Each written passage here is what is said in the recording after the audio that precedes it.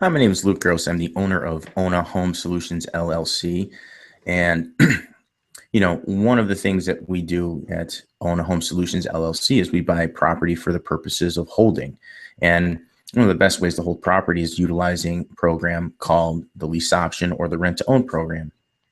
And, you know, there are a lot of benefits to lease options, and there's benefits for both the buyer and the seller, because typically in a real estate transaction, it's adversarial, meaning that each side of the transaction is in competition with the other, right? So the seller is trying to get the maximum amount of money that he or she can when they're selling the property, and the buyer is trying to buy the property for as little out of their pocket as they can, or with the best terms as possible. And so when you get both of those parties come together, they're in competition and it becomes adversarial. When we're talking about a lease option, it's a little different because it's really win-win on both sides. The seller is able to make maximum dollar on his property, and the buyer is able to take advantage of great terms, little money out of their own pocket.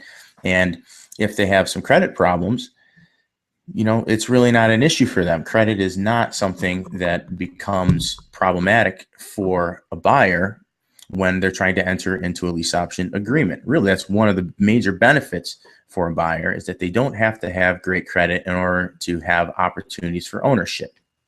So, if I'm the buyer, then I have minimum cash out of my pocket. I have credit problems. That's okay, because during the duration of the lease option agreement, I have time to repair my credit. And really, that's a primary reason why somebody as a buyer will enter into a lease option contract. Yeah, I get to take advantage of the appreciation of the property. I have equity growth in the property while I'm in the lease option agreement. And if I'm looking for property and I'm living in this house, but I don't necessarily know how long I want to stay in an area. Maybe my family's going to grow. Maybe I'm going to want to relocate. Who knows what the circumstances are? It gives the buyer an opportunity to be less committed than they would otherwise be if they were outright buying a property with a mortgage, for example. So basically, it gives them an opportunity to kick the tires and not lose all of their money as they otherwise would if they were a typical tenant.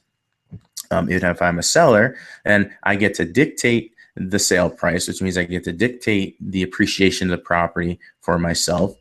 I have a large pool of buyers because, right now in our market, it's still difficult for many people to get credit. There's a lot of good people out there who have significant money. They've got good jobs. They've got opportunities to make payments on properties.